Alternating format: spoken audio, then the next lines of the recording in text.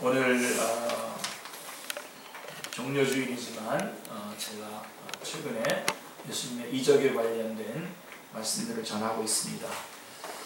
예수님이 병자를 고치신 이적들을 보면 환자들이 예수님을 찾아오기도 하고요, 또 예수님이 몸소 찾아가기도 합니다. 그런데 그때마다 우리 주님께서는 다 치유해 주셨습니다. 치유해 주셨는데, 근데 그렇게 치유를 받은 사람, 많은 사람이 치유를 받았는데, 예수님을 만나서 치유받은 사람들 가운데 어쩌면 오늘 본문에 나오는 이 여인의 모습이야말로 가장 불쌍한 편이 아니었나 싶습니다. 이 여인은 여러모로 불쌍한 사람이었습니다. 자, 한번 이 여인의 불쌍한 처지를 한번 점검해 보겠습니다. 점검해 보면서 주님께서 이 여인의 병을 고쳐주신 것이 얼마나 감격스럽고 복된 것인가를 살펴볼 수 있겠습니다. 자, 이 여인은 이방 여인이었습니다. 이방 여인. 이방 사람입니다. 유세비우스에 따르면 이 여인은 가이사랴 빌립보에서 온 이방 여자였다고 합니다. 당시에도 그렇고 지금도 그렇습니다만은 유대인들의 그 선민연하는 그 교만은 대단합니다. 자기가 선민이기 때문에 드러내는 그 교만들이 대단하죠. 이방 사람이라고 하면은 사람 취급을 하지 않습니다. 지금도 교만이 지나친 유대인은 심지어 어린아이들까지도 이방 사람을 보면 침을 뱉습니다. 더럽다고 상대를 하지 않습니다. 자, 그런데 이 여자가 멸시받는 이방인의 처지로 예수님을 찾아서 만나는 것입니다. 자, 유대 사람의 눈으로 볼 때는 버려진 사람입니다. 우물가에 있던 사마리아 여인은 예수님이 물을 달라고 하시자 이렇게 말했어요. 유대 사람이 어찌 사마리아 사람인 나에게 물을 달라고 하십니까? 라고 이렇게 말할 정도로 이렇게 유대인들, 이방 사람들은 유대인들에 대해서도 이렇게 거절을 하는 것을 보게 됩니다. 그만큼 이방 사람들은 축복권 밖에 버려진 존재로 인정받던 때였습니다. 오늘의 이 여인도 바로 그런 취급을 받던 이방 사람이었습니다.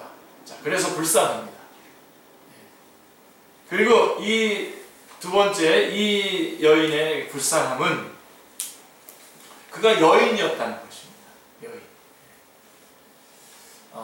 우리 지금은 우리가 여러분, 예수님께서 십자가에 달려 돌아가심으로써 많은 것들이 많은 그런 역사들이 일어났지만 우리가 놓치지 말아야 될 것들이 있어요. 여러분, 예수님께서 십자가에서 구원의 역사를 일으켜 주심으로 안 믿는 세상에도 엄청난 은혜가 미쳐졌다라고 하는 사실입니다. 이런 거 놓치기 쉬운데 놓치면 안 됩니다. 예수님께서 십자가에 달려 돌아가심으로써 이루어 놓으신 것들이, 우리가 굵직굵직한 것들, 우리의 생명을, 우리를 죄에서 구원해 주신 것, 그 다음에 하늘나라의 더럽혀진 부분들을 씻어내신 것, 이 땅의 어떤 그런 자연 만물에 대한 그런 것들이 다 있는데요. 한번 여러분 이런 것은 여러분 생각해 보셨습니까? 예를 들면 한국에 기독교가 들어와서 예수님이 십자가에 달려 돌아가신 그 놀라운 복음의 역사가 한국 땅에 들어오면서 여자들의 여건이 엄청나게 신장됐죠. 이거는 믿는 사람이건 안 믿는 사람이건 미쳐진 영향입니다. 특별히 학교와 병원을 우리 선교사님들이 이렇게 짓고 그러면서 엄청난 별로 실감이 안 나는, 굉장히 이기적이시군요. 내가 예수 믿으니까 내가 구원받았으니까 내가 우리 교리 공부하게 되면요, 예수님이 이루어 놓으신 그 구속의 역사의 그 마지막 그 부분에 빼놓지 않고 이런 것까지도 우리가 다 배웁니다. 실제로 평양에 대부흥이 일어났을 때 그 우리 땅. 그 다음에 뭐 미국 같은 데서 대각성 운동이 일어나거나 그랬을 때, 영국 같은 데서 대각성 운동이 일어났을 때에 그때의 사회에 미쳐진 그 영향들, 그건 엄청난 겁니다. 그것도 예수 그리스도의 십자가로 말미암아 되어진 결과들이거든요. 자, 근데 바로 지금 그때 당시에 이 여인, 이 사람이 불쌍한 것은 이방 사람이었다는 것뿐만 아니라 이 사람이 여인이었다는 것입니다.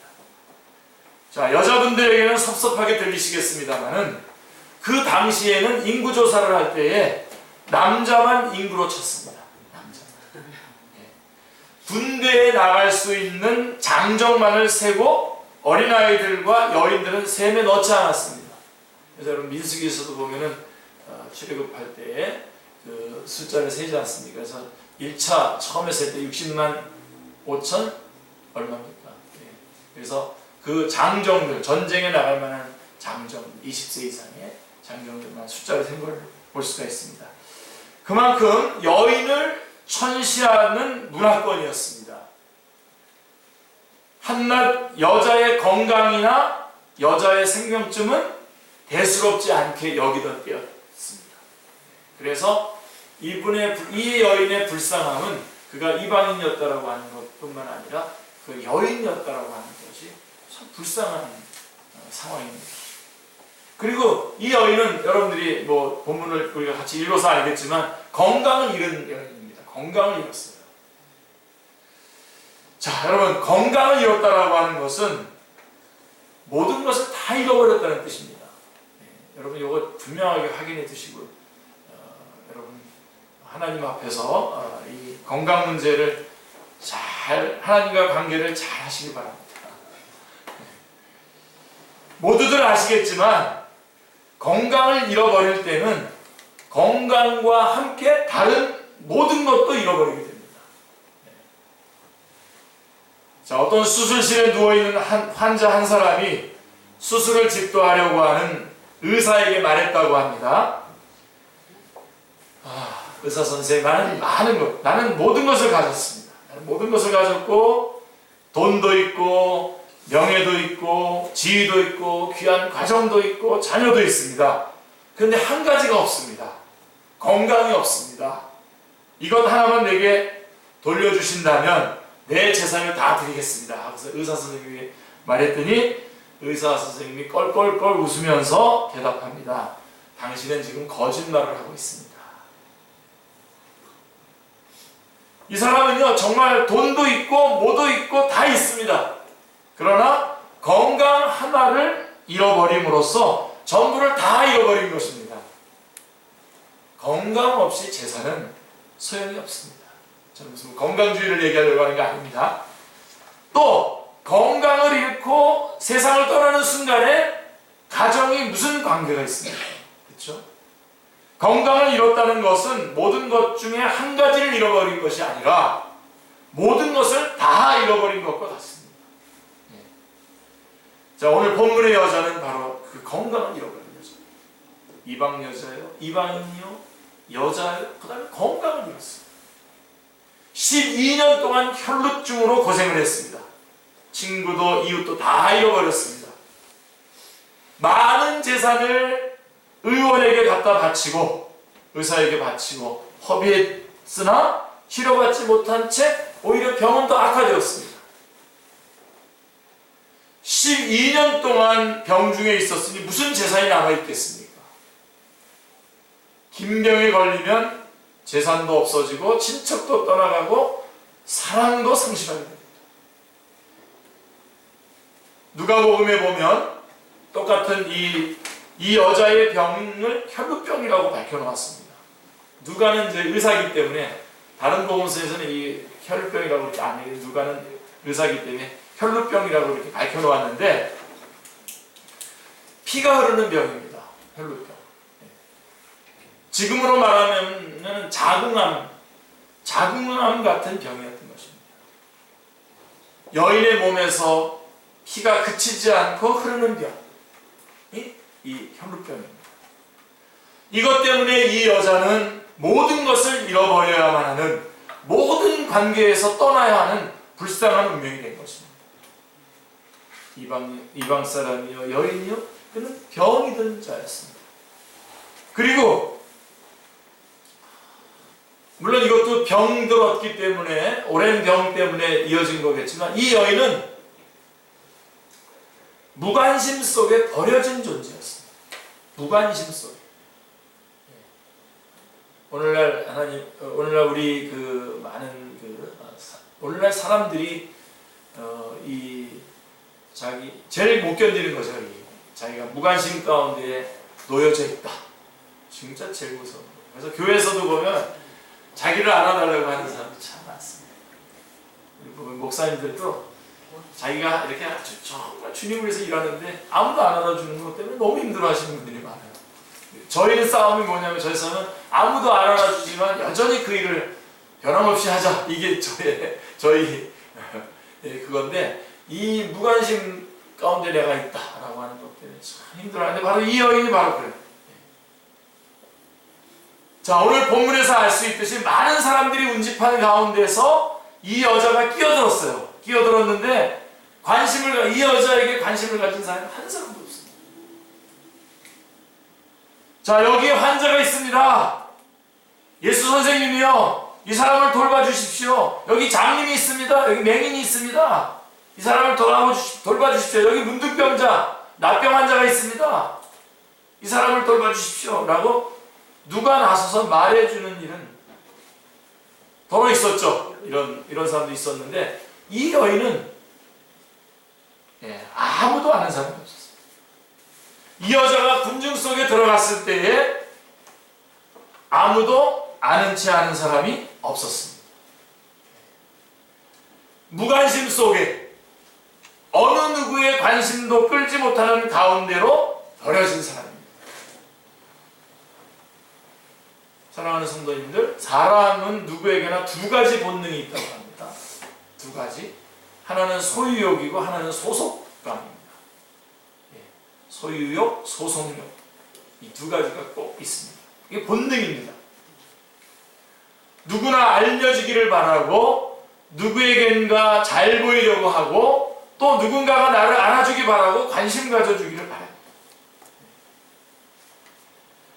어린아이들도 그렇지 않습니까?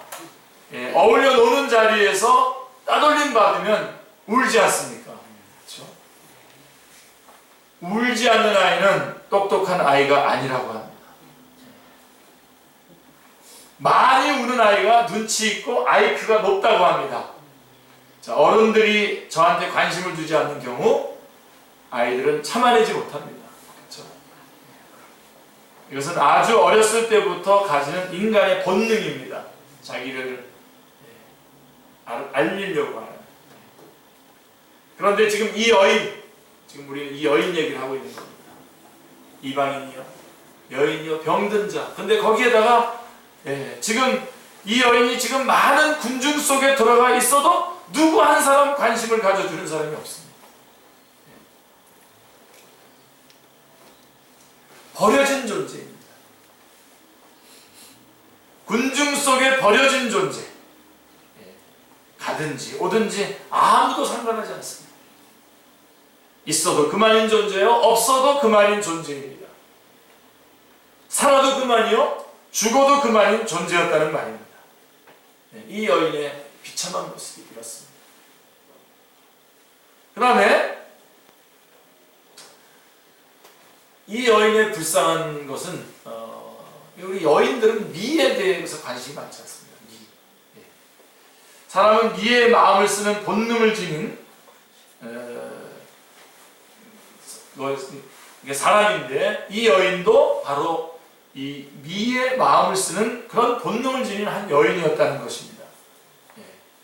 근데 여러분들이 여자들은 미에 대해서, 아름다움에 대해서 본능적으로 관심이 많은 존재입니다. 그렇죠? 우리 권사님들 기도에 가서 기도에 인도하는 모임이 있는데 권사님들도 여전히 이 부분을 아주 철저하게 하는 이 부분에 관심이 많으십니다. 가끔 보면 병원에 입원해 있는 여자 성도님들 중에 병이 조금 심해지면 사람 만나기를 싫어하는 경향이 있습니다. 그래서 좀 오지 않았으면 좋겠다고. 지금 제가 지금 끊임없이 기도하고 지금 하는 분이 지금 2분 계신데요. 제가 찾아가겠다 해도 오지 마요. 목사님도 이제 그렇게 한 남자로 생각하는 거죠. 제가 좀 많이 병이 오래되셔서 좀 찾아뵙고 같이 좀 붙잡고 기도하고 싶고 그런데 아마 이런 거예요. 이렇게 자기의 병으로 초췌해진 모습을 남에게 보이기 싫어서. 제가 지난주에도 우리 납병 환자 말씀 얘기하면서 이 병 중에 이 납병 환자에 걸리면 60% 이상이 정신병자가 된다. 정신병에 걸립니다. 그럴 정도로 이런 자기의 모습을 드러내고 싶지 않고 나타내고 싶지 않은 그런 것이죠. 이게 여자의 본능입니다. 그럴진데 오늘의 이 여인은 다 버려진 존재입니다. 버려진 지 오래입니다. 인기고 사랑이고 매력이고 다 사라진 지 오래입니다. 12년 동안 이 병을 앓았습니다. 얼굴에 화장하는 재미도 없습니다. 한마디로 말하면 이 여인은 여자로서의 자기 위치를 포기할 수밖에 없는 사람이었습니다. 만일에 이 여인이 20살에 그 병을 만약에 얻었다고 한다면 지금 32살입니다.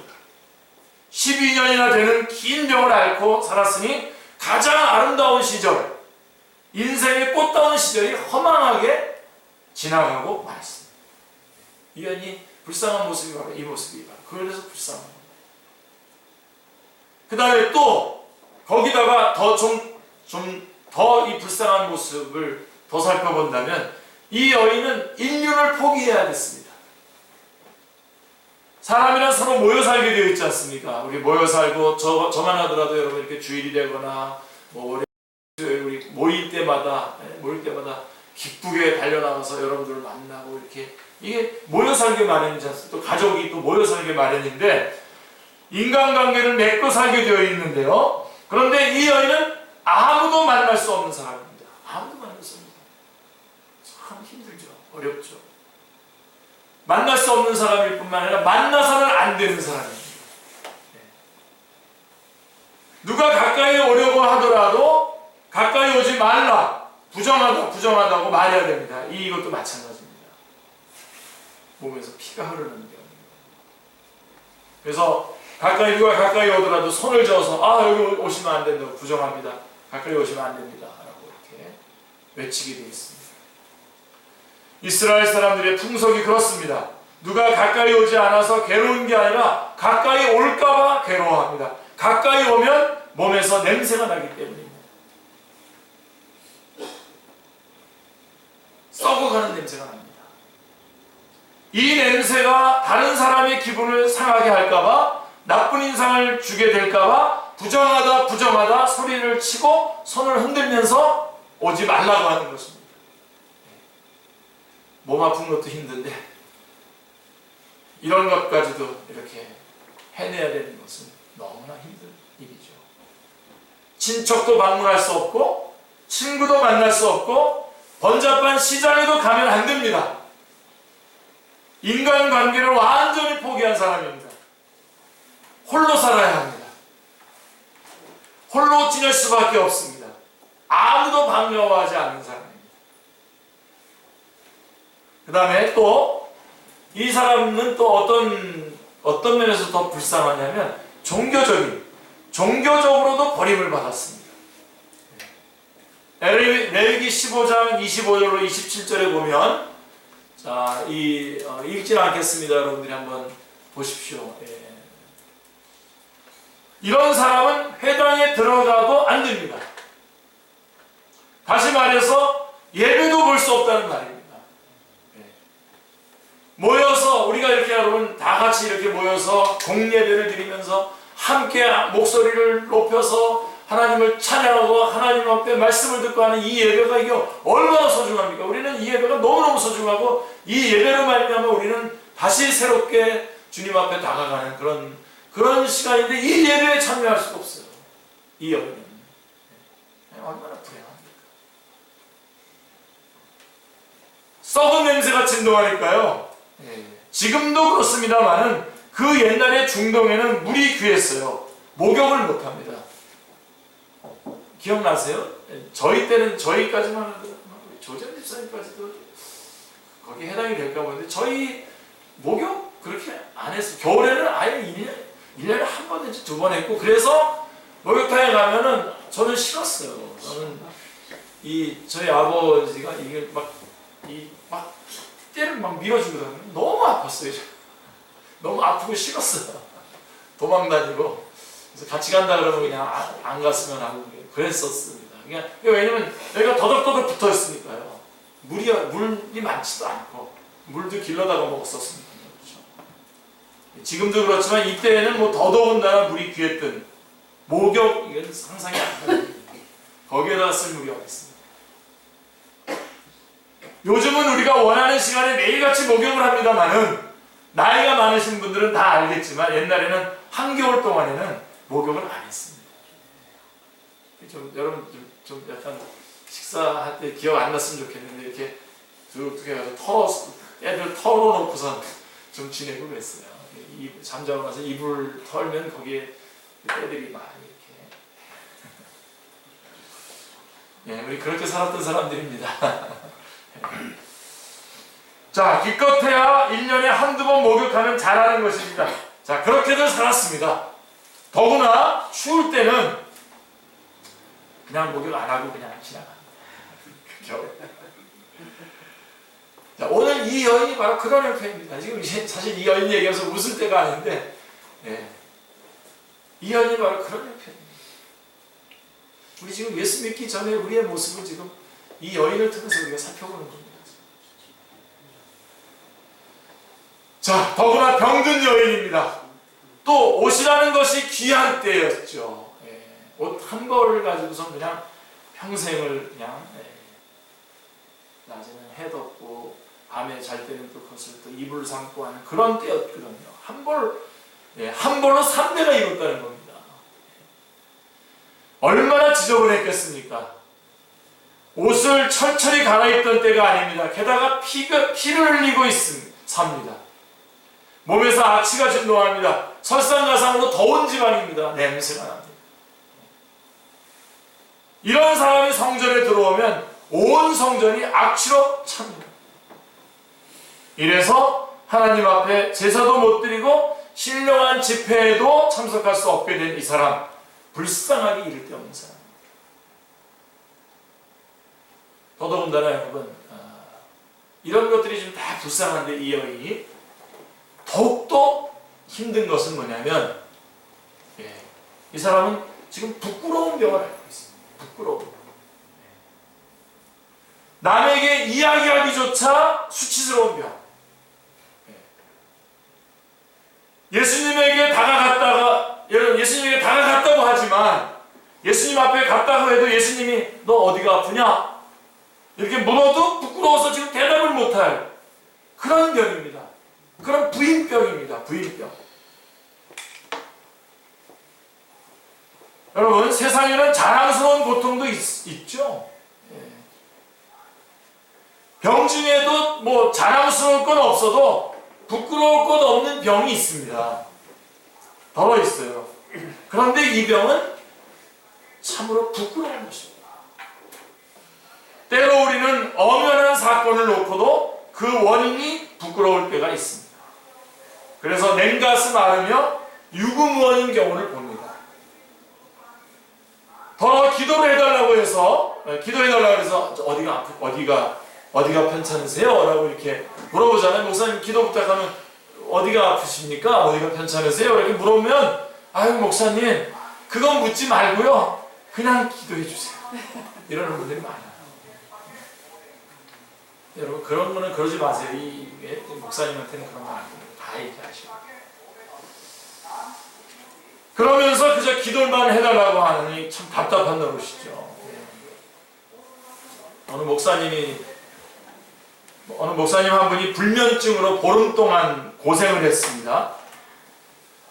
눈이 충혈되고 아무리 약을 먹어도 심지어는 수면제 주사까지 맞았는데도 잠이 안 옵니다. 잠 안 오니까 참 힘들긴 하거든요. 근데 이 보통 그 보름 동안이나 잠을 못 잤으니까 얼마나 괴롭겠습니까, 목사님이. 까닭이 있어요. 까닭이 뭐냐? 그 목사님 딸이 그 목사님 딸이 집을 나간 거예요. 목사님 딸이 집을 나갔어요. 그래서 충격을 받았는데 그 때문에 잠을 못 자다가 마침내는 잠 못 자는 병이 되어버린 것입니다. 여러분, 목사는 이게 병도 골라서 알아야 됩니다. 아무 병이나 다 알아서는 안 되겠습니다. 제가 졸업할 때, 신학교 졸업할 때에 졸업 설교를 우리 지금 곽선희 목사님, 소망교회 원로 목사님이신 곽선희 목사님이 그때 설교를 하셨는데, 졸업 설교를 하셨어요. 굉장히 아주 중요하죠. 졸업 설교는 아주 소중하게 여기는데, 그때 목사님 얘기가, 목사는 신경성 관련된 병에 걸려서는 안 된다. 오직 믿음이 없으면 그런 쪽에 병을 걸리겠냐. 그러면서 말했던 것이 지금도 아주 남아있습니다. 이게 1982년도에 하신 설교인데, 지금도 아주 생생하게 기억이 납니다. 우리 예수님은 믿는 사람은 신경성 같은 병도 부끄러운 줄 알아야 됩니다. 네, 물론 그렇더라도 저한테 알려주십시오. 기도하게, 정확하게 기도하게. 자, 도대체 예수님을 어떻게 믿기에 신경성입니까? 네? 안 그렇습니까? 그렇게 안 좋은 병은 알아서는 안 됩니다. 자, 오늘 본문의 이 여자는 여자로서 부끄러운 병을 앓고 있습니다. 말할 수도 없고 드러낼 수도 없는 병을 숨어서 앓고 있습니다. 누가 와서 안수를 해주려고 해도 환처에다 손을 대고 기도하려고 해도 어디다 손을 대야 될지 부끄러운 그런 병을 지금 앓고 있는 겁니다. 그래서 힘들어하는 거죠. 특별히 이 여자가 앓고 있는 병은 내적인 병이라는 것입니다. 내적인 병. 그래서 더 힘들어요. 겉으로 나타나는 병이 아닙니다. 여자는 알아 누웠을 때가 제일 예쁘게 보이는 경우도 있다고 하는데요. 핏기가 없어서 말이에요. 그래 보이는지 결핵 환자가 예쁘게 보인다고 하는 말도 있습니다. 그러나 오늘의 이 여인은 외모로 봤을 때는 어떠했는지 모르겠습니다만 아무튼 속은 썩고 있습니다. 속이 썩는 겁니다. 이것이 이 여자의 고민이자 고통이었습니다. 마치 이것은 죄와도 같습니다. 죄로 말미암아 생긴 병, 죄라고 하는 병, 때때로 이런 병이 있습니다. 이런 죄가 있습니다. 부끄러운 죄, 부끄러워서 드러낼 수조차 없고 마음대로 회개도 할 수 없는 죄, 입을 벌려서 회개도 마음대로 할 수 없는 죄가 있단 말입니다. 왜냐하면 내가 회개하는 동안에 많은 사람들에게 덕을 끼치지 못하기 때문에 그렇습니다. 마음대로 울지도 못하는 죄가 있어요. 마음대로 울지도 못하니 그 고통이 얼마나 크겠습니까? 한 여자 성도가 있습니다. 남편이 아주 존경받는 교수입니다. 교수인 남편한테는 알고 보니까 10년 전부터 다른 여자가 하나 있었는데 7살 난 아이까지 있더라는 거예요. 이걸 알고 난 다음에 여자도 만나보고 아이도 만나보았답니다. 기가 막힌 일이죠.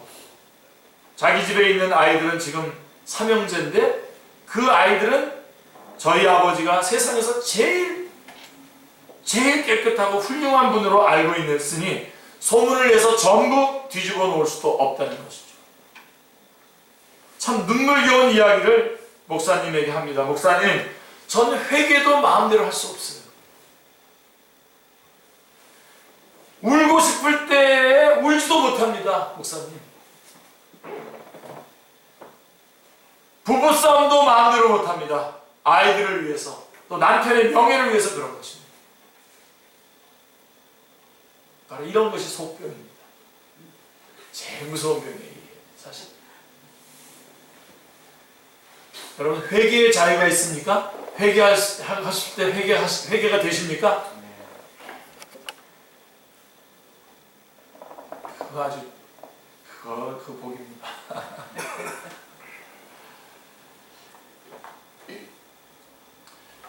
목사님 저 여기가 아파요. 저는 이런 고통을 당합니다라고 이렇게 마음 놓고 말할 수 있습니까?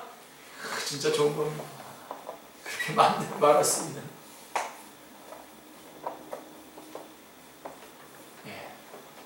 말도 할 수 없는 그야말로 딱한 사정. 이 여인이 지금 앓고 있는 병이 바로 그런 겁니다. 이 여자는 아주 비밀한 깊이 숨어있는 부끄러운 고통을 안고 있습니다. 그래서 예수님에게 나왔습니다. 나왔지만 예수님 내 병을 고쳐주세요 라고 할 수가 없어요. 예수님께까지 가까이 나왔는데 이거 고쳐달라고 말할 수가 없어요. 어디가 아프니 물으실 때에 어디가 아프다고 선뜻 대답할 수 있는 것이라면 아마도 예수님에게 말씀드렸겠지요. 그러나 말씀드리기 부끄러운 병입니다. 어디다 안수를 해달라고 하겠습니까? 그렇기 때문에 이 여자는 예수님 앞에 정면으로 나타날 수가 없었고 병을 고쳐달라고 시원하게 구할 수 없는 처지였습니다. 사실 이게 또 사실 큰 고통입니다. 여기서 우리는 인간의 실존의 고민을 엿볼 수 있는 것입니다. 자, 그런데 이 모든 이게 엄청난 불행한 이 여인에게서 참 이 여인의 그 안타까움이고 불쌍함입니다만은 여러분 이 여인에게는 믿음이 있었어요. 믿음이 있었어요. 이게 할렐루야.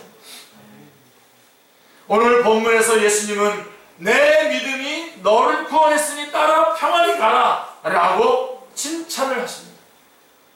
복을 주십니다. 치유를 해주십니다. 칭찬을 하십니다. 사랑하는 성도님들, 이 여인의 믿음이 무엇입니까? 신구약 성경을 다 안다는 겁니까? 그 믿음을 말하는 겁니까? 이게? 삼위일체 교리를 안다는 것을 말하는 겁니까? 이게 지금? 아니 목사님 교리 공부 가르치시면서 또 이걸 또 반대로 이렇게 얘기하시나? 아니 잘 들으세요. 그거는 그것대로 여러분들이 공부하시고 잘 하셔야 되지만 지금 여기서 말하는 이 믿음이라는 게 어떤 믿음인 걸 잘 보십시오. 신구약 성경을 다 알고 교리를 다 알기 때문에 그게 아니에요. 요즘 우리처럼 특별한 성경 공부를 했다는 겁니까? 그거 아닙니다. 아무것도 아는 것이 없어요. 이 사람 지금. 잘 들으세요 여러분들. 그의 믿음이란 교리적인 것이 아닙니다. 지식적인 것이 아닙니다. 심지어는 계율적인 것도 아닙니다. 이 사람이 십계명을 지켜온 것도 아닙니다. 자신은 십계명이 뭔지도 모릅니다. 지금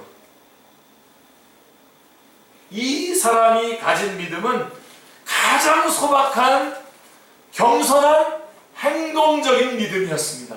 행동적인 믿음. 우선 소문을 들었잖아요.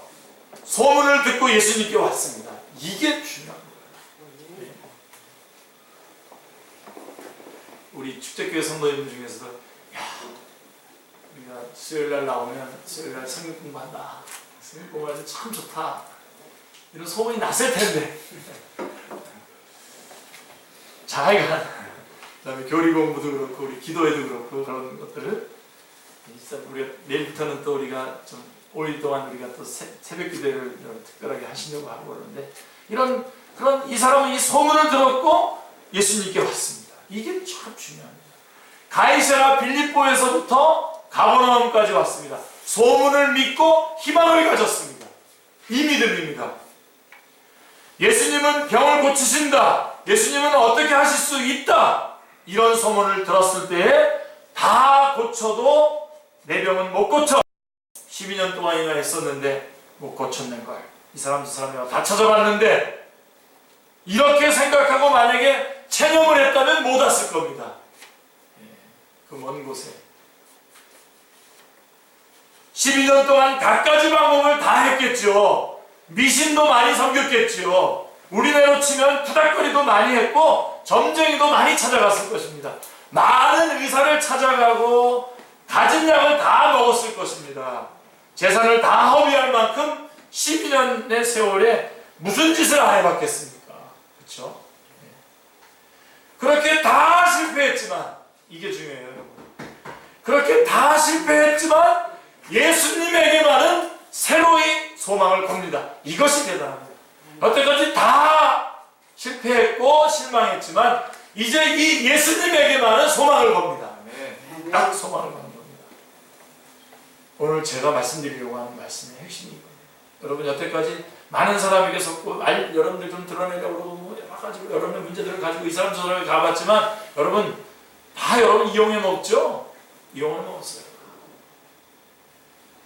그래서 여러분, 우리가 말씀을 보다가도 주님 하나님을 보고서도 마치 그 사람들처럼 하나님도 그런 분 중에 한 분으로 전락시키는 그런 어리석음을 범하지 마시고요. 주님에게만큼은 소망을 가셔야 됩니다. 네? 우리가 종종 볼 수 있습니다만은 흔히 사람이 못하는 것은 하나님도 못하신다고 생각하는 사람들이 있습니다. 다른 데서 못한 일이면 예수님도 못한다고 생각합니다. 저는 이게 너무나 화가 나요. 이런 사람이 있었답니다. 남편이 하도 부정해서 그것 때문에 별거 생활을 하는 부부인데 이제 남편이 예수님을 믿게 되었습니다.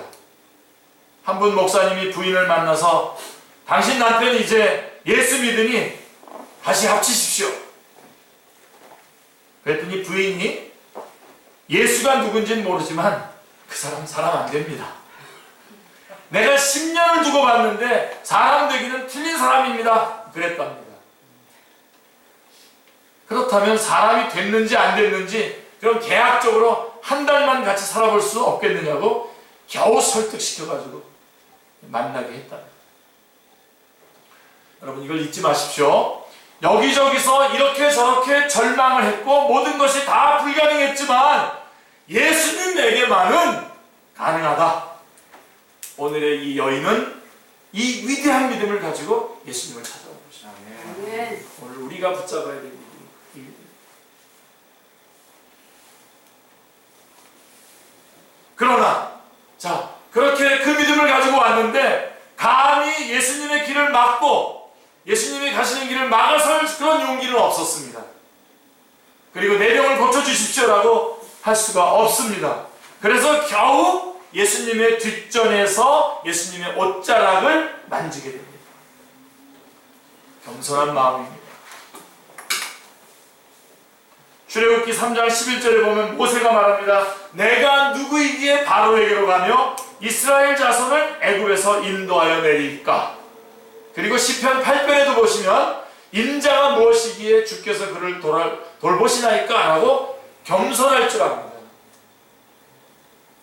언제나 우리는 은혜 앞에 나를 적게 여기는 마음을 가져야 됩니다. 할렐루야. 작게 가지십시오.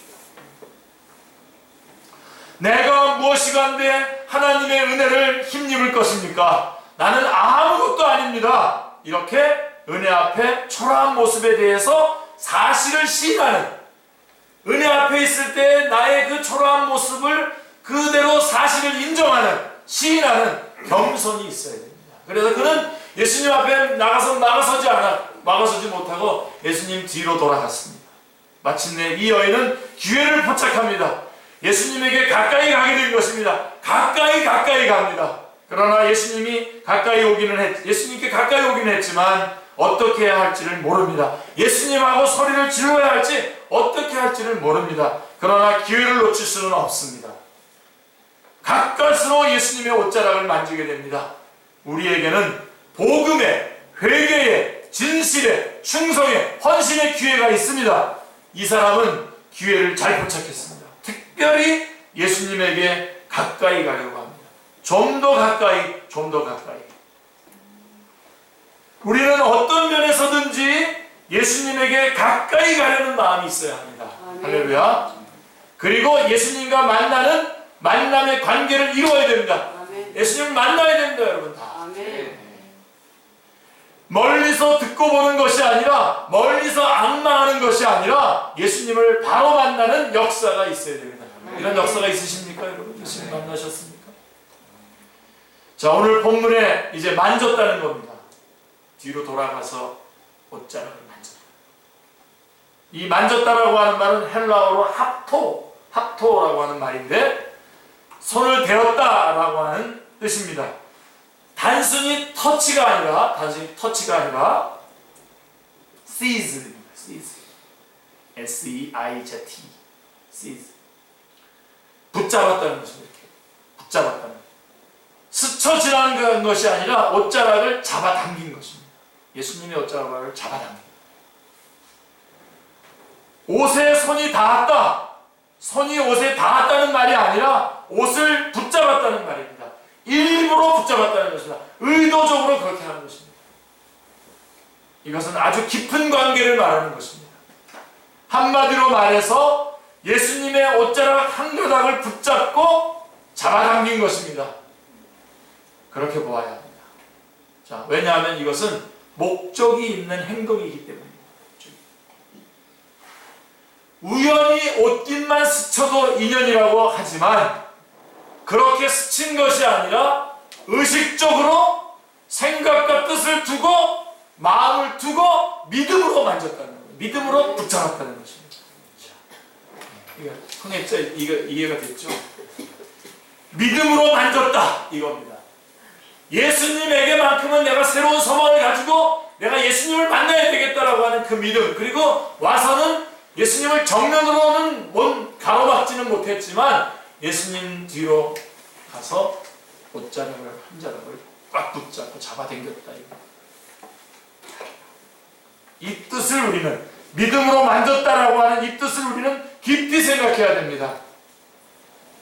일생에 한 번 있는 기회를 놓치지 않고 예수님의 옷자락을 만졌습니다. 믿음으로 보고 믿음으로 듣고 믿음으로 만지는 사람, 믿음으로 체험하는 사람에게는 언제나 기적이 있습니다. 아멘. 네. 기적이 있는 것입니다. 오늘 우리가 교회에 나올 때도 마찬가지입니다, 여러분. 그저 나오는 길이니까 한 번 더 나가지 이래서는 합니다. 정말 안타깝습니다. 우리 축제교회 성도들에게 제가 정말 안타까운 건 뭐냐면 이 예배 시간, 이 예배 드리는 이 시간, 이 중요한 문제에 대한 종말론적인, 내게 있어서 이 중요한 문제들이 내게 있는데 이 중요한 문제에 대한 내가 종말론적인 해결을 얻어야 되겠다라고 하는 정말 생명을 거는 마음으로 교회에 나오는 사람은 다른 사람은 알 수 없는 큰 은혜를 받을 수 있어요. 매번 나오실 때마다 그런 마음으로 하세요. 그래서 제가 여러분 준비하라고, 그런 마음의 준비를 하라고 항상 나올 때마다 봉투에다가 기도 제목을 쓰고 예물을 준비하고 나오라는 게 바로 큰 기대입니다.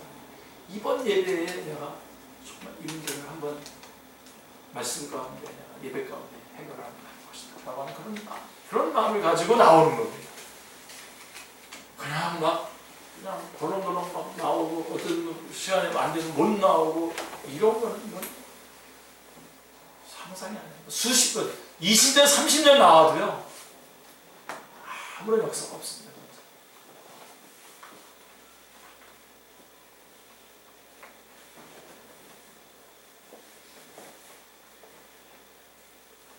정말 생명을 거는 마음으로 교회에 나오는 사람에게는 하나님께서 큰 은혜로 응답해 주시는 것을 보게 됩니다. 그저 나왔다가 그저 돌아가는 선은 안 됩니다. 믿음으로 나오고 정성으로 나오고 뜻을 가지고 나오십시오. 네. 자, 우리가 새벽에 나올 때도 그냥 뭐 주섬주섬 들고 그냥 이렇게 성경책 그냥 가서 나오는 게 아니라 세수도 하고 화장도 할 수 있으면 화장도 좀 하고 준비를 하고 나오는 거죠. 준비를 하고 여러분, 사람들 만나러 갈 때는 그렇게 모양을 내면서도 그렇게 모양을 내고 뭐 여러분 직장 나가고 그럴 때 얼마나 모양 내고 준비하고 갑니까? 욕 안 먹으려고. 근데 하나님 앞에 나갈 때는 아무 정성도 없습니다. 못 씁니다.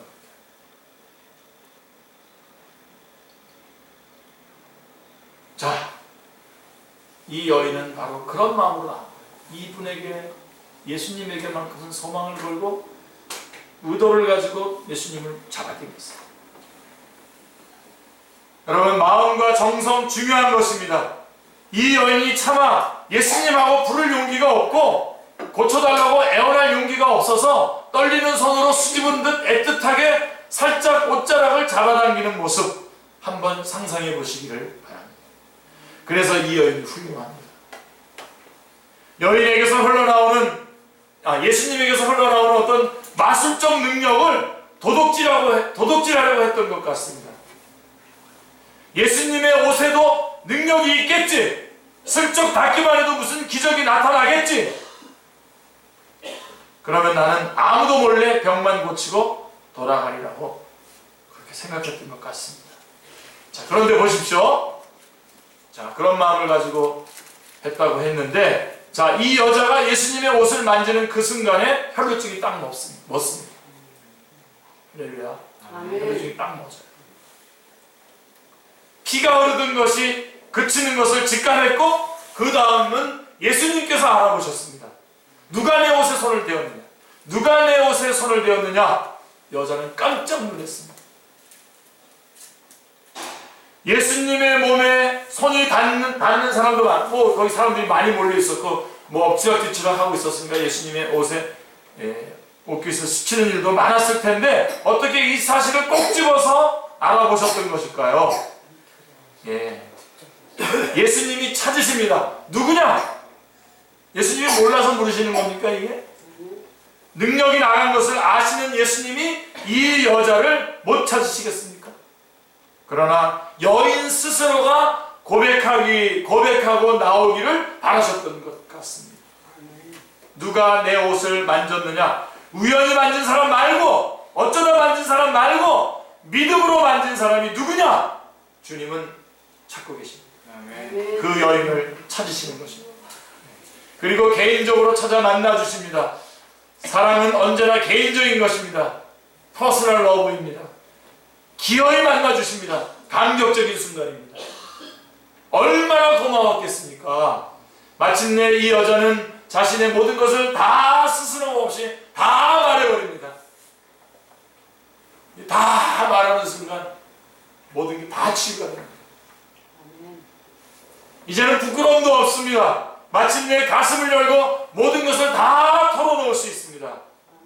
자, 우리 본문을 보면요, 몇 가지 상황을 볼 수 있습니다. 자, 첫째, 여인이 두려워합니다. 두려워하는 가운데에 간증을 합니다. 무릇 간증하는 사람은 두려움으로 해야 됩니다. 자랑거리로 해서는 안 됩니다. 원칙이에요.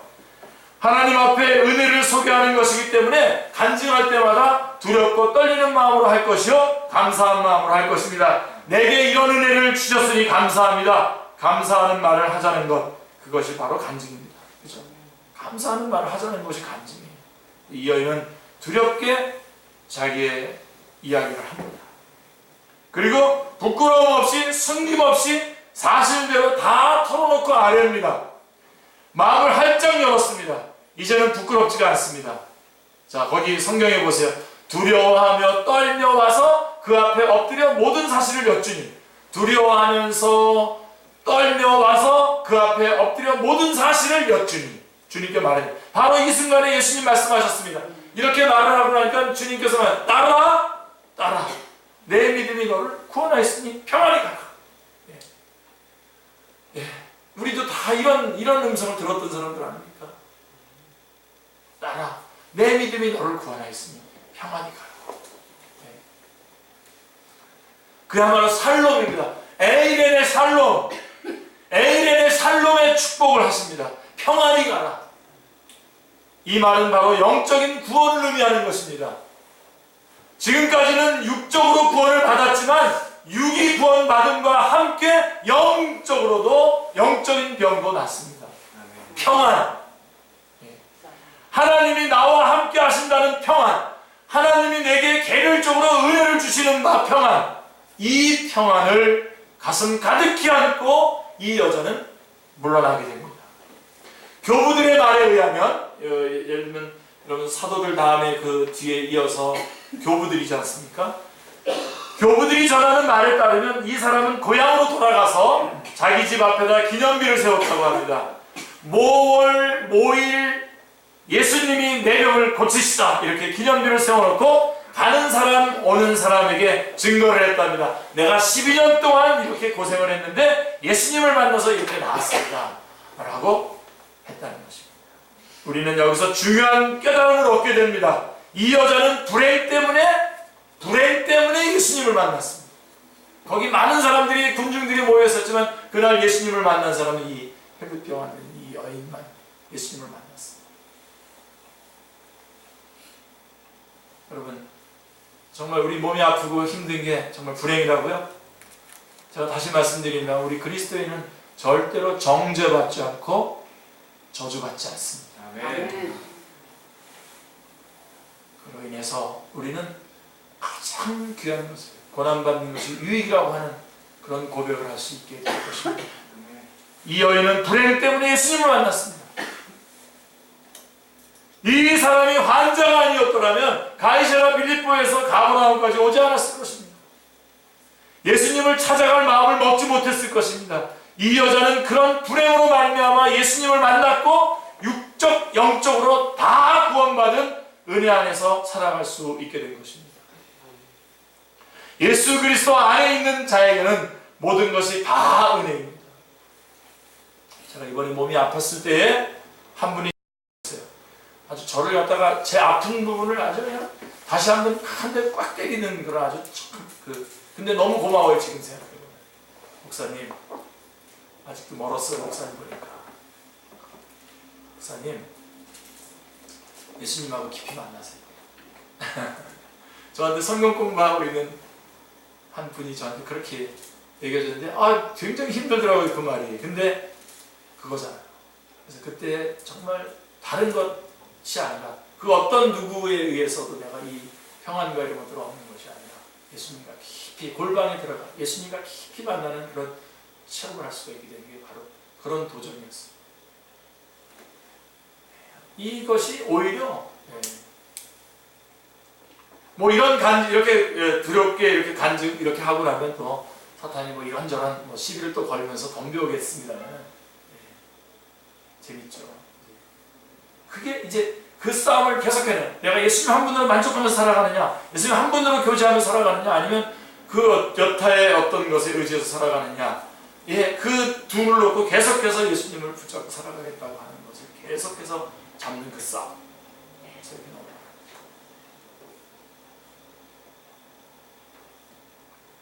예수 그리스도 안에 있는 자에게는 모든 것이 다 은혜입니다. 아멘. 실패도 은혜예요. 질병도 은혜요. 마지막에는 죽음도 은혜입니다. 아멘. 다 감사할 것입니다.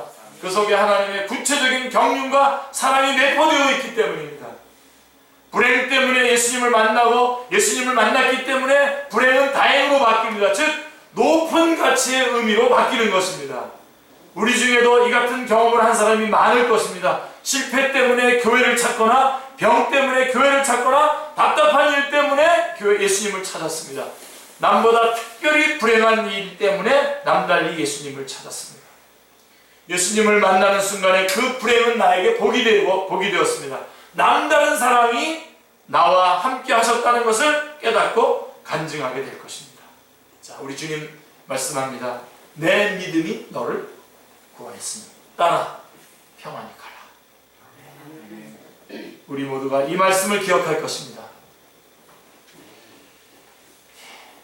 우리 이 시간 찬양하고